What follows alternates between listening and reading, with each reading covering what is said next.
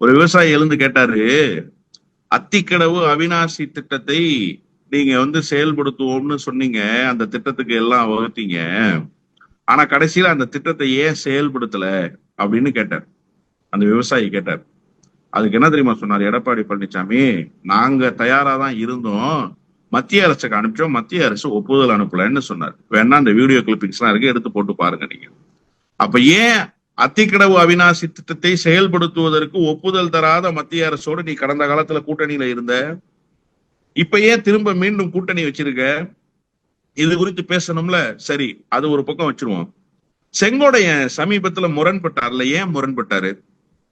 அவர் வெளியில சொன்ன காரணம் ஒண்ணுதான், உள்ளுக்குள்ள 1000 காரணம் இருக்கலாம். என்ன சொன்னாருன்னா, அத்திக்கடவு அவிநாசி திட்டத்தை செயல்படுத்திய எடப்பாடி பழனிசாமிக்கு நடத்தப்படுகிற பாராட்டு விழாவில் அம்மாவினுடைய படம் இடம்பெறவில்லை. அதை விழா ஏற்பாட்டாளர்களிடத்திலேயே நான் தெரிவித்தேன். இதான் அவர் வெளிப்படையா சொன்ன கருத்து. அப்ப அந்த திட்டம் செயல்படுத்தப்படல, மத்திய அரசு ஒப்புதல் தரலன்னு விவசாயிகள் கிட்ட ஒப்புதல் வாக்குமூலம், confession statement given by Edappadi Palaniswami, general secretary of ADMK. அப்படிதானே? அப்ப பாராட்டு விழா யாருக்கு நடத்தினாங்க? செயல்படுத்தாத திட்டத்துக்கு எதுக்கு பாராட்டு விழா? எதுக்காக நீங்க மாலை மரியாதை பரிவட்டம் எல்லாம் வாங்கிட்டு போனீங்க? கேவலமா இல்லையா அது?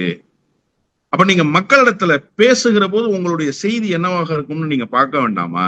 இப்ப இதுதான் உண்மையான நிலைமை ஆச்சா. இன்னொன்னு, இந்த சம்பவம் நடந்து முடிஞ்ச உடனே அடுத்து இன்னொரு விவசாயிகள் பேசணும்னு கேட்கிறாரு.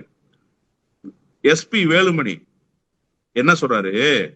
பேசுறதுக்கு நேரம் இல்ல, புறப்படணும், மனுவா எழுதி கொடுங்க. விவசாயிகளை அழைத்து விட்டு பேசுவதற்கு நேரம் இல்லை, மனுவாக எழுதி கொடுங்கள் என்று சொன்னவர்களா விவசாயிகளின் மீது அக்கறை கொண்டவர்கள்?